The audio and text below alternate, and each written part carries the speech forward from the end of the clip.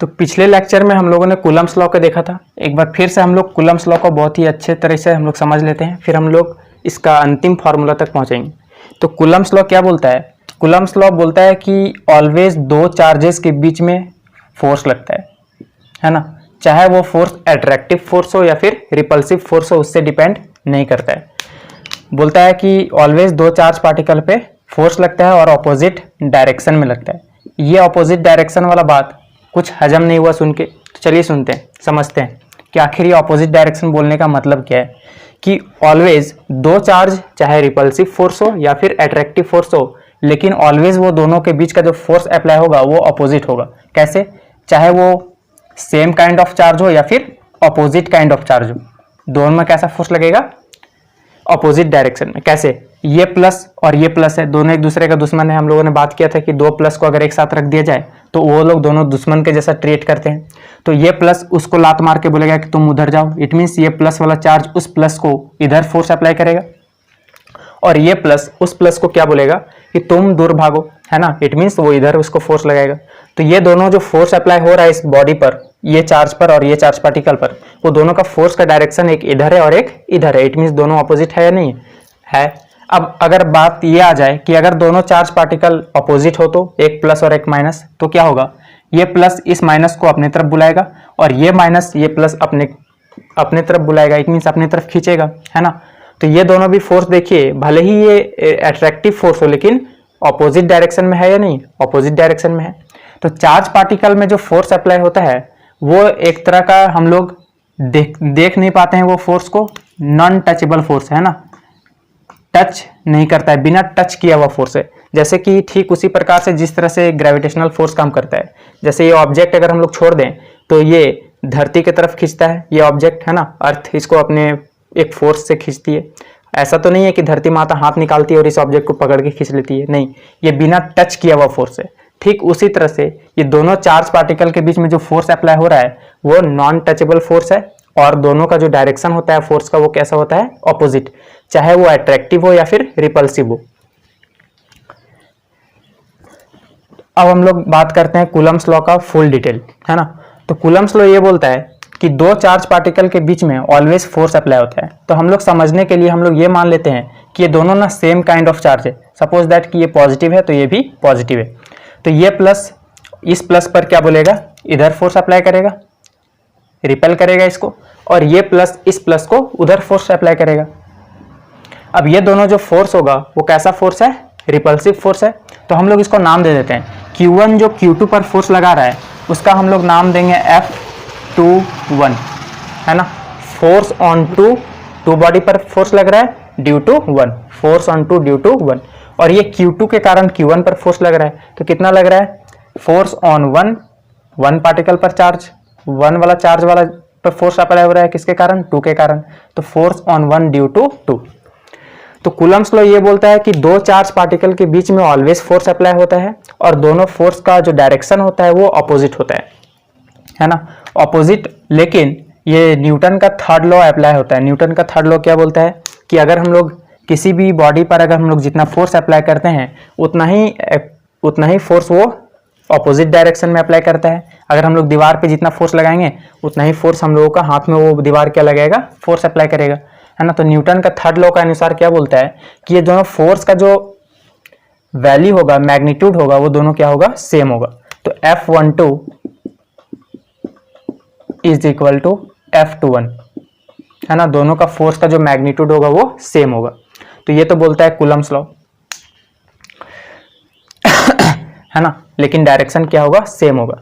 तो Coulomb's law कुल मिलाकर के क्या क्या बात बोला हम लोग एक बार रिवाइज कर लेते हैं कि ऑलवेज दो बॉडी पर दो चार्ज पार्टिकल पर फोर्स लगता है, हाँ ये बात तो सही है, और दोनों जो बॉडी पर जो फोर्स अप्लाई होता है वो ऑपोजिट डायरेक्शन में होता है, ऑपोजिट डायरेक्शन में होता है।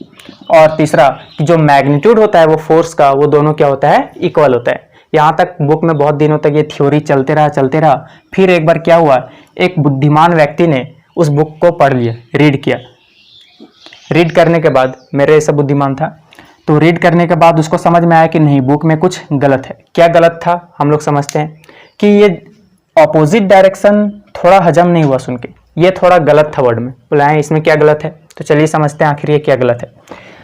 अभी क्या पढ़ा हम लोगों ने कूलम्स लॉ में कि ऑलवेज दो चार्ज पार्टिकल के बीच में फोर्स अप्लाई होता है और ऑपोजिट डायरेक्शन में होता है ना। तो ऑपोजिट डायरेक्शन में एक बच्चा ने क्या किया, जो बुद्धिमान व्यक्ति था जो किताब पढ़ा, वो ऑपोजिट डायरेक्शन ऐसा बना दिया, यूं बोला ये भी तो ऑपोजिट डायरेक्शन है। तो हमको तो समझ में नहीं आया कि ऑपोजिट डायरेक्शन ये लें या फिर ये लें।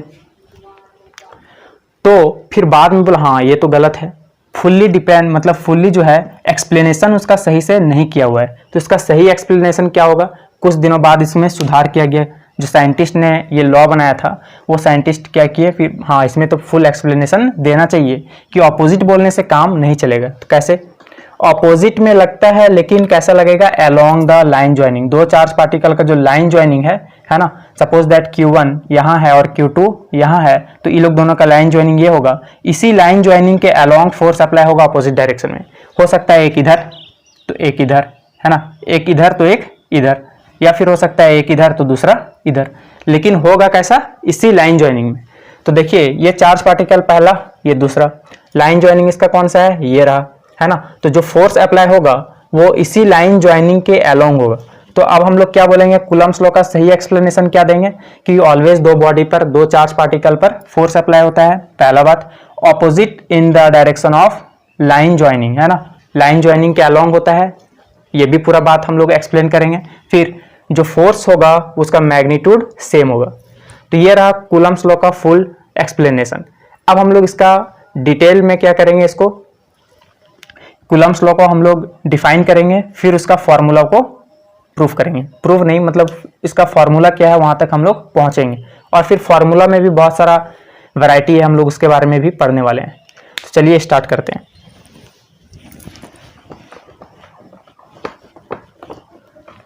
तो सबसे पहले कूलम्स लॉ को हम लोग क्या करते हैं, डिफाइन करते हैं। According to Coulomb's law,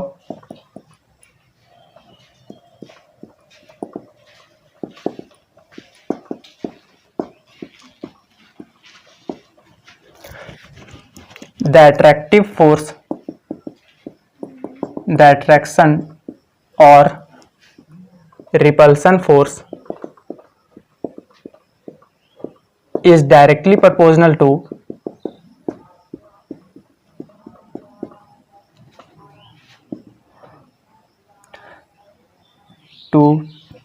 the product of the magnitude of the charge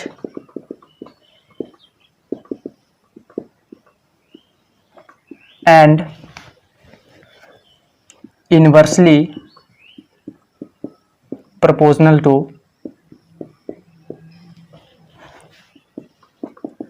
the square of the distance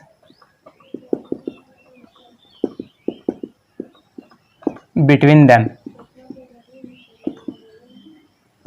तो कूलम्स लॉ क्या बोलता है कि जब दो चार्ज पार्टिकल होगा, जैसे सपोज दैट ये रहा Q1 चार्ज और ये रहा Q2 चार्ज, ठीक है, Q1 और Q2, ये लोग दोनों का जो बीच का डिस्टेंस है वो R है। ये लोग दोनों के बीच का जो सेपरेशन है दो चार्ज पार्टिकल के बीच में वो कितना है, R है। तो फोर्स क्या बोलता है, डायरेक्टली प्रोपोर्शनल होगा, क्या बोला, directly proportional to the product of the magnitude of charge. दोनों चार्ज का प्रोडक्ट होगा, जो मैग्नीट्यूड होगा उसके बराबर। इट मींस Q1 Q2 के मैग्नीट्यूड के बराबर, वो भी दोनों प्रोडक्ट में। तो ये रहा इक्वेशन नंबर 1। फिर बोलता है फोर्स जो है इनवर्सली प्रोपोर्शनल होगा, ये देखिए, inversely proportional to the square of the distance between them. दोनों के बीच जो चार्ज पार्टिकल का जो बीच का जो डिस्टेंस है उसका इनवर्सली स्क्वायर के बराबर होता है ना। तो F is inversely proportional to distance का स्क्वायर।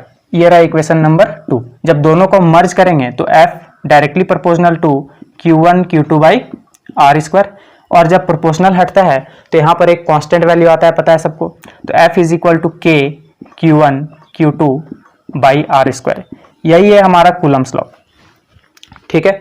तो कूलम्स लॉ को अगर याद करना है तो हम लोग ये फॉर्मूला हम लोग जानते हैं। बोले कैसे जानते हैं, जैसे सपोज दैट दो मास है, ग्रेविटेशनल फोर्स में हम लोग पढ़े थे कि दोनों के बीच का डिस्टेंस R है, तो फॉर्मूला होता है ठीक उसी तरह से कि फोर्स डायरेक्टली प्रोपोर्शनल होता है किसके, प्रोडक्ट ऑफ मास का, तो यानी m1 m2।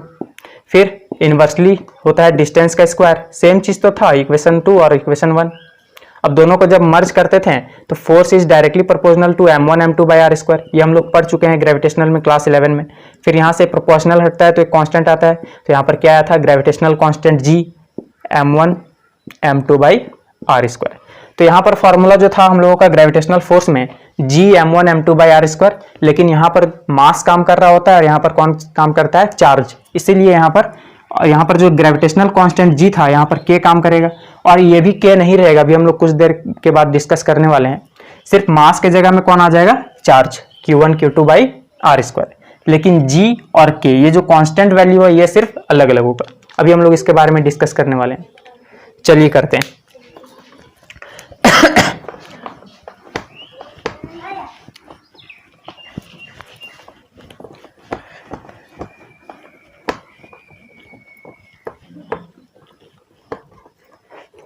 तो फॉर्मूला जो आया हम लोगों का वो आया F इज इक्वल टू के Q1 Q2 by R square. तो ये फॉर्मूला का ड्राइव करने के बाद बहुत सारा प्रॉब्लम आया, बहुत समस्या उठाना पड़ा साइंटिस्ट लोगों को, कि जब ये फोर्स को ना अलग अलग मीडियम में जब इसका एक्सपेरिमेंट किया गया, एक लिया मीडियम 1 और दूसरा लिया मीडियम 2। मीडियम 1 में क्या किया कि यही जो दो चार्ज पार्टिकल था ना Q1 और ये Q2, और दोनों का जो बीच का जो डिस्टेंस था वो r ही था, ठीक है। यहाँ से डिस्टेंस मापते हैं, ये तो पता है कि सेंट्रल फोर्स होता है तो बीचों बीच से मापते हैं। तो इसको क्या किया, एक बार हम लोग एयर वाला मीडियम में चल गए, एयर वाला मीडियम में इसी चार्ज सेपरेशन को रखें, और वहां से जब फोर्स को निकाला गया तो सपोज दैट कि 120 न्यूटन है ना। फिर यही जो सेपरेशन था ठीक उसी तरह से उठा करके सिर्फ मीडियम को चेंज कर दिया गया। क्या किया गया, इस बार ऑयल वाला मीडियम में ले गया गया, और चार्ज सेपरेशन वही था, ठीक Q1 और Q2 दोनों का डिस्टेंस भी आ रही था। लेकिन जब यहाँ पर फोर्स निकाला गया ना तो यहाँ पर आ गया 200 न्यूटन। तो ये देखा गया कि फोर्स जो है वेरी कर रहा है ना, अलग अलग मीडियम पर क्या हो रहा है, वेरी कर रहा है, अलग अलग फोर्स का वैल्यू आ रहा है। तो यहाँ से ये पता चला कि कूलम्स लॉ, इट मीन जो फोर्स होता है ना चार्ज के बीच में, वो एक चीज और पे डिपेंड करता है, जो कि हम लोग बोलते हैं मीडियम। फार्मूला के हिसाब से सिर्फ नजर आ रहा था कि फोर्स जो है सिर्फ चार्ज पे डिपेंड करता है और डिस्टेंस पे डिपेंड करता है, लेकिन नहीं, एक चीज और पे डिपेंड करता है, किस पर, मीडियम पर। अलग अलग मीडियम पर फोर्स का वैल्यू वेरी करता है। तो अब हम लोग पढ़ेंगे कि कौन कौन से मीडियम के बारे में ये जो फोर्स होता है वो वेरी करता है। तो मीडियम के बारे में भी हम लोगों को पढ़ना पड़ेगा। तो हम लोग मीडियम के बारे में पढ़ेंगे, इसका हम लोग नाम देंगे परमिटिविटी, है ना। क्या नाम देंगे, परमिटिविटी। और ये परमिटिविटी कुछ नहीं है, ये प्रॉपर्टी ऑफ मीडियम होता है। मीडियम का एक्चुअल में ये गुण बताता है कि ये कौन सा गुण है इस मीडियम में। तो हम लोग यहाँ से पढ़ने वाले हैं, और यहीं से हम लोग क्या करेंगे, के का वैल्यू को फाइंड करेंगे, निकालेंगे कि आखिर उस के का वैल्यू कौन से मीडियम में कौन सा वेरी करेगा और अलग मीडियम में कौन सा करेगा। तो स्टार्ट करते हैं।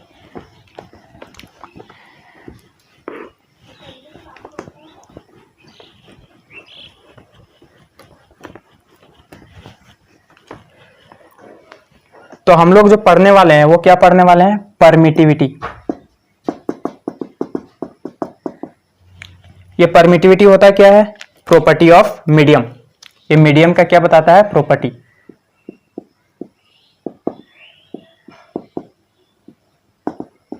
है ना। तो मीडियम का गुण बताता है ये, इसी को हम लोग क्या बोलते हैं, परमिटिविटी। परमिटिविटी हम लोग दो मीडियम के बारे में पढ़ने वाले हैं, एक पढ़ने वाले हैं एप्सिलॉन नॉट, हम लोग एक को क्या बोलेंगे, एप्सिलॉन नॉट, और दूसरा मीडियम के बारे में पढ़ेंगे एप्सिलॉन। इसको हम लोग पढ़ते हैं एप्सिलॉन नॉट, और इसको हम लोग पढ़ेंगे एप्सिलॉन। अब ये दोनों है क्या, इसके बारे में भी जानना जरूरी है ना। तो ये जो एप्सिलॉन नॉट है ये परमिटिविटी ऑफ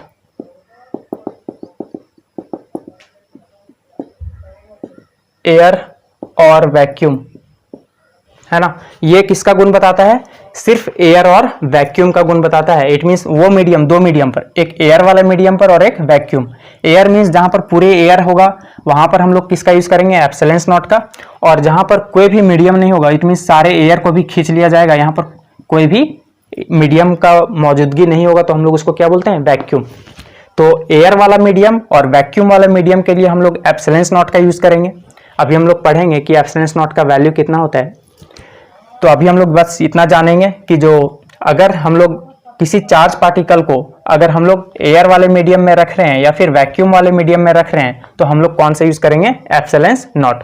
और अगर एयर और वैक्यूम में ना रखेंगे, किसी और मीडियम में रखेंगे जैसे वाटर है ना, या फिर ऑयल और भी कोई अलग मीडियम, लेकिन एयर और वैक्यूम को छोड़ करके बाकी सारा जितना भी मीडियम है अगर उसमें हम लोग चार्ज पार्टिकल को रखेंगे और फोर्स निकालेंगे तो वहां पर हम लोगों का जो यूज होगा, क्या यूज होगा, एप्सिलॉन, है ना। तो ये किसका परमिटिविटी है, permittivity of any medium except air और वैक्यूम। ठीक है, तो हम लोग दो मीडियम के बारे में पढ़ेंगे, एक एप्सिलॉन नॉट और दूसरा एप्सिलॉन। एप्सिलॉन नॉट क्या है, परमिटिविटी ऑफ एयर और वैक्यूम। ये सिर्फ एयर और वैक्यूम वाले का गुण बताता है, प्रॉपर्टी ऑफ मीडियम, है ना। परमिटिविटी होता है क्या है, प्रॉपर्टी ऑफ मीडियम, मीडियम का गुण बताता है। और अगर हम लोग एप्सिलॉन कहां पर यूज करेंगे, परमिटिविटी ऑफ एनी मीडियम, हर एक मीडियम में यूज करेंगे सिवाय एयर और वैक्यूम को छोड़ करके। अभी हम लोग आगे और इसके बारे में डिस्कस करने वाले हैं कि एप्सिलॉन नॉट और एप्सिलॉन होता क्या है। तो हम लोग अगर मान लीजिए कि फोर्स निकालना चाहते हैं, फोर्स ऑन एयर और वैक्यूम, है ना। अगर हम लोग एयर और वैक्यूम वाले मीडियम में अगर फोर्स अप्लाई करेंगे तो फोर्स का फॉर्मूला क्या हो जाएगा, 1/4 पाई एप्सिलॉन नॉट, है ना। क्योंकि ये फोर्स हम लोग कौन से मीडियम में निकाल रहे हैं, एयर और वैक्यूम। और अभी हम लोगों ने बात किया जब एयर और वैक्यूम में अगर हम लोग फोर्स निकालेंगे तो कौन सा मीडियम का यूज करेंगे, एप्सिलॉन नॉट। बाकी जो फॉर्मूला था Q1 Q2/r² वो तो रहेगा ही। और अगर हम लोग force on any medium except air और वैक्यूम, अगर एयर और वैक्यूम में छोड़ करके कोई और मीडियम में अगर हम लोग निकालेंगे फोर्स तो फॉर्मूला हो जाएगा 1/4 पाई, है ना। कोई भी मीडियम में सिर्फ एयर और वैक्यूम को छोड़ करके तो कौन सा यूज करेंगे, एप्सिलॉन, है ना, सिर्फ एप्सिलॉन, एप्सिलॉन नॉट नहीं, क्योंकि हम लोग किसमें मीडियम, अलग मीडियम में निकाल रहे हैं एयर और वैक्यूम को छोड़ करके। तो Q1 Q2/r², ये फॉर्मूला बन गया, है ना। तो यहां से ये समझ में आया कि जो फोर्स हम लोग निकालते हैं चार्ज पार्टिकल में तो वो जो होता है मीडियम पे भी डिपेंड करता है। तो वो मीडियम के बारे में हम लोग पढ़े कि दो मीडियम होता है, एक होता है एप्सिलॉन नॉट और दूसरा एप्सिलॉन। और ये भी जान गए कि परमिटिविटी होता क्या है, एक्चुअल में वो क्या बताता है, मीडियम का गुण बताता है। अब हम लोग दो तरह से निकालनी है फोर्स, एक एयर और वैक्यूम में क्या हो जाएगा, 1/4 pi epsilon naught Q1 Q2/r²। और अगर फोर्स निकालेंगे अलग मीडियम में एयर और वैक्यूम को छोड़ करके तो हम लोग 1/4 पाई एप्सिलॉन का यूज करेंगे Q1 Q2/r²।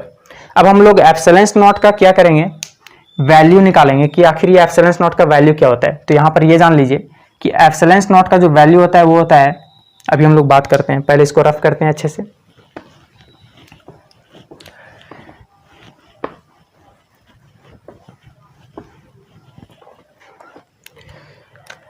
तो फोर्स का जो वैल्यू होगा, अगर हम लोग सपोज दैट कि एयर और वैक्यूम में निकाल रहे हैं, कौन सा मीडियम में निकाल रहे हैं, एयर और वैक्यूम में, तो क्या हो जाएगा formula 1/4 pi epsilon naught Q1 Q2/r²।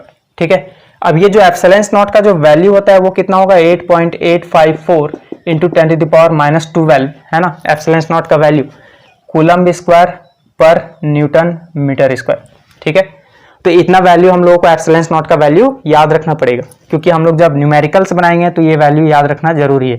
और नहीं तो आप लोगों के लिए इजी है कि 1/4 पाई एप्सिलॉन नॉट, ये एप्सिलॉन नॉट को यहाँ पुट करके अगर पूरे का वैल्यू अगर आप याद रखना चाहते हैं तो ये होता है 9 इंटू 10⁻9 न्यूटन मीटर स्क्वायर पर कूलम्ब स्क्वायर, है ना। ये वैल्यू याद रख लीजिए 9 इंटू 10⁻9, आप लोगों के लिए इजी होगा।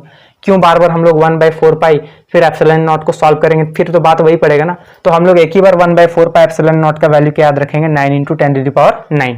लेकिन यहाँ सवाल ये उठता है कि हम लोग ये एसआई यूनिट को कहाँ से यूज कर लिए, अपने से लिख दिए, हमको तो समझ में नहीं आया। तो ये एसआई यूनिट आप लोग भी निकाल सकते हैं, बुलाएं कैसे, देखिए अगर ये एप्सिलॉन नॉट को उधर ले जाएंगे तो क्या बचेगा, force into epsilon naught is equal to Q1 Q2/r²। इधर तो बचेगा ही ना, क्योंकि ये डिवाइड में था एप्सिलॉन नॉट, वो उधर जाकर मल्टीप्लाई में हो जाएगा। और 1/4 पाई जो बचा हुआ है वो तो कांस्टेंट है, कांस्टेंट का कभी भी यूनिट नहीं निकलता है, यूनिट नहीं होता है। No unit no dimension. अब यहाँ से हम लोग एप्सिलॉन नॉट का यूनिट निकाल रहे हैं, तो फोर्स यहाँ मल्टीप्लाई में, उधर जाके क्या हो जाएगा, डिवाइड में, तो Q1 Q2 by F R square. अब देखिए एप्सिलॉन नॉट का हम लोग इजीली निकाल सकते हैं यूनिट। Q क्या है, चार्ज है, चार्ज इंटू चार्ज है ना, दो चार्ज पार्टिकल में क्या है, मल्टीप्लीकेशन है, तो चार्ज का यूनिट क्या होता है, कूलम, तो कूलम इंटू कूलम क्या हो जाएगा, coulomb square, divided by force का क्या होता है, न्यूटन, और डिस्टेंस आर क्या है, डिस्टेंस, तो डिस्टेंस का क्या होता है, मीटर, तो डिस्टेंस का स्क्वायर है तो मीटर स्क्वायर। तो देखिए एप्सिलॉन नॉट का यूनिट क्या हो गया, कूलम स्क्वायर पर न्यूटन मीटर स्क्वायर, है ना। ये सवाल पूछा जाता है तो ये याद रखना जरूरी है, याद रखने का जरूरत नहीं है, आप लोग इजीली निकाल सकते हैं अगर फॉर्मूला याद है फोर्स का तो। लेकिन अब यहाँ पर 1/4 पाई एप्सिलॉन नॉट का वैल्यू हम लोग यहाँ पर उल्टा क्यों लिख दिए, हाँ ये भी सवाल है। तो देखिए 1/4 पाई एप्सिलॉन नॉट को यहीं पर छोड़ दीजिए, बाकी सबको उधर ले जाइए, तो क्या हो जाएगा, एफ आर स्क्वायर डिवाइड में, उधर जाके मल्टीप्लाई में, और ये Q1 Q2 ऊपर में था तो इधर जाके क्या हो जाएगा, इक्वल टू का उधर जाएगा तो डेनोमिनेटर में चल जाएगा Q1 Q2। अब देखिए फोर्स का क्या होता है, न्यूटन, डिस्टेंस का स्क्वायर इट मींस मीटर का स्क्वायर, पर डिवाइड कूलम इंटू कूलम क्या हो जाएगा, कूलम स्क्वायर। तो 1/4 पाई एप्सिलॉन नॉट का अगर हम लोग यूनिट निकालेंगे तो न्यूटन मीटर स्क्वायर पर कूलम स्क्वायर हो जाएगा, और अगर सिर्फ और सिर्फ एप्सिलॉन नॉट का अगर हम लोग यूनिट निकालेंगे तो कूलम स्क्वायर पर न्यूटन मीटर स्क्वायर। तो हम लोगों ने ये समझ गया कि फोर्स जो हम लोग निकालते हैं चार्ज पार्टिकल में वो किस पे डिपेंड करता है, मीडियम पे डिपेंड करता है, और वो अलग अलग मीडियम हो सकता है। पहला मीडियम कौन सा था, जब हम लोग एयर और वैक्यूम में निकालेंगे तो, और दूसरा मीडियम क्या था, जब हम लोग कोई भी मीडियम में निकालेंगे एयर और वैक्यूम को छोड़ करके। तो देखें कि हम लोग परमिटिविटी जो होता है, परमिटिविटी मीन्स क्या होता है, प्रॉपर्टी ऑफ मीडियम, वो मीडियम का गुण बताता है। तो एप्सिलॉन नॉट और एप्सिलॉन दो चीज का हम लोग यूज करेंगे। एप्सिलॉन नॉट उसमें यूज करेंगे जो मीडियम जो होगा सिर्फ और सिर्फ एयर हो या फिर वैक्यूम है ना, और एप्सिलॉन हम लोग वहां पर यूज करेंगे जहां पर क्या होगा, कोई भी मीडियम हो सकता है सिवाय एयर और वैक्यूम को छोड़ करके, वाटर, ऑयल, कुछ भी हो सकता है।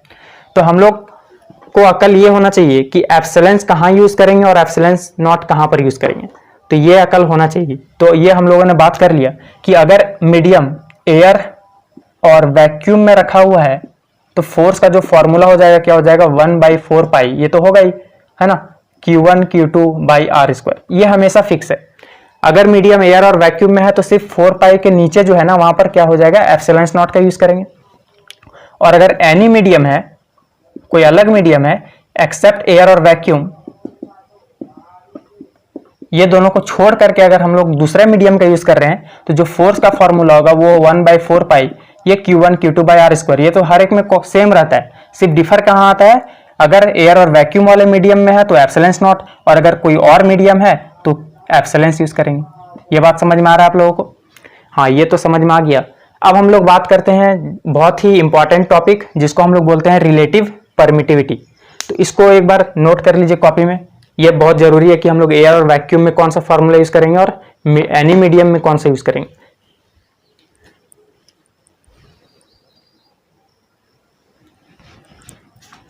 अब हम लोग एक बहुत ही इंपॉर्टेंट टॉपिक पढ़ने वाले हैं जिसको हम लोग बोलेंगे रिलेटिव परमिटिविटी, है ना। तो रिलेटिव परमिटिविटी जल्दी से कंप्लीट कर लेते हैं।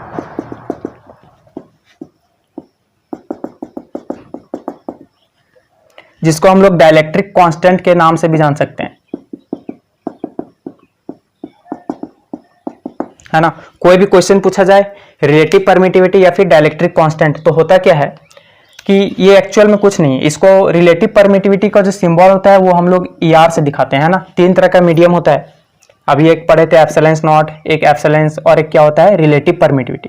ये रिलेटिव परमिटिविटी कुछ नहीं होता है, ये दोनों का रेशियो होता है। तो हम लोग निकालने का तरीका सीखेंगे आखिर ये निकलता कैसे है। तो हम लोग क्या करेंगे, एक बार हम लोग निकालेंगे ER जो होता है ना रिलेटिव परमिटिविटी, वो होता है फोर्स ऑन एयर और vacuum divided by force on any medium except air और वैक्यूम। तो ये दोनों का रेशियो को ही हम लोग क्या बोलते हैं, रिलेटिव परमिटिविटी। तो हम लोग कुछ नहीं करेंगे, ये ER का जो वैल्यू है ना हम लोग यहीं से निकाल लेंगे। फोर्स ऑन एयर और वैक्यूम को हम लोग निकालने का फॉर्मूला पता है, क्या होता है, 1/4 पाई एप्सिलॉन नॉट, क्योंकि एयर और वैक्यूम में यूज कर रहे हैं तो एप्सिलॉन नॉट का यूज करेंगे, Q1 Q2 by R square, ठीक है।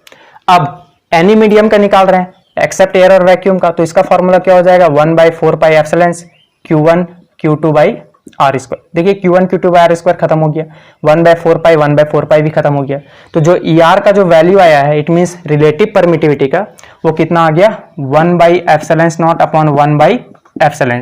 ठीक है, अब ई आर का वैल्यू जब हम लोग यहाँ पर सॉल्व करेंगे तो कितने हो जाएगा बताइए आप लोग, 1/e ऊपर चल जाएगा ना, तो E/E0। अब देखिए ई का वैल्यू यहाँ पर एप्सिलॉन का वैल्यू क्या हो जाएगा, ε0 into epsilon R, relative permittivity. तो ये जो वैल्यू हम लोग सॉल्व किए हैं वो इंपॉर्टेंट है। बोले ये इंपॉर्टेंट कैसे है, अगर हम लोग एफ, चलिए बात करते हैं, पहले इसको रफ करते हैं। रिलेटिव परमिटिविटी यही है, E R is equal to E upon E naught. अभी हम लोग ये रिजल्ट लिखते हैं ताकि हम लोगों को काम आए, E is equal to E naught E R. ठीक है, देखिए हम लोग जब फोर्स एयर और वैक्यूम में निकालेंगे तो कितना आ जाएगा 1/4 pi epsilon naught Q1 Q2 by R square, और जब अलग मीडियम में निकालेंगे तो क्या हो जाएगा 1/4 पाई एप्सिलॉन यूज करेंगे यहाँ पर Q1 Q2 by R square. तो एफ मीडियम में अगर हम लोग यूज करने वाले हैं, देखिए एप्सिलॉन का जगह ई नॉट ई आर लिख सकते हैं, तो F medium is equal to 1/4 pi E naught E R लिख सकते हैं ना इसके बदले, Q1 Q2 by R square, ये तो रहेगा ही। अब देखिए 1/4 pi epsilon naught Q1 Q2 by R square, ये किसका फॉर्मूला है, 1/4 pi epsilon naught Q1 Q2 by R square. ये फोर्स ऑन किसका है, एयर और वैक्यूम का फॉर्मूला है। तो एफ मीडियम जो निकलेगा वो कैसे निकलेगा, फोर्स ऑन एयर और वैक्यूम, और ये ई आर तो नीचे डिनोमिनेटर में बचा हुआ है, तो ई आर। तो देखिए मीडियम का जो फोर्स का जो फॉर्मूला निकला ना, जब हम लोग कोई भी मीडियम में निकालेंगे तो एयर और वैक्यूम वाला का जो फोर्स दिया हुआ रहेगा गिवन, वो हम लोग करेंगे, और dielectric constant it means relative permittivity से अगर डिवाइड दे देंगे तो कोई भी फोर्स जो होता है मीडियम में वो हमारा निकल जाएगा। जब कोई चार्ज पार्टिकल एयर और वैक्यूम में पड़ा हुआ है ना, कुछ सेपरेशन में, Q1 Q2 उसका डिस्टेंस सपोज दैट r, और उसका जो फोर्स निकलेगा कौन सा मीडियम में है, एयर और वैक्यूम में, उसका जो फोर्स निकलेगा अगर हम लोग कोई अलग मीडियम रिलेटिव परमिटिविटी अगर उसका दिया हुआ है तो उससे अगर डिवाइड दे देंगे तो कोई भी मीडियम का हम लोग इजीली निकाल सकते हैं, है ना। तो ये हम लोग क्वेश्चन में यूज करने वाले हैं, तो यहाँ से हम लोग इजीली समझ सकते हैं। तो कूलम्स लॉ में हम लोगों को एग्जाम में अब हम लोग नेक्स्ट वे में हम लोग नेक्स्ट टॉपिक में इट मींस नेक्स्ट लेक्चर में हम लोग ये डिस्कस करेंगे कि जब क्वेश्चन आएगा कि कूलम्स लॉ को कैसे डिफाइन करेंगे तो कहाँ से कहाँ तक करना है। फिर हम लोग कूलम्स लॉ का बहुत ही इंपॉर्टेंट न्यूमेरिकल्स होते हैं वो हर बार आते ही, तो उसके बारे में हम लोग डिस्कस करेंगे नेक्स्ट वीडियो में। तो अभी के लिए इतना ही, थैंक यू।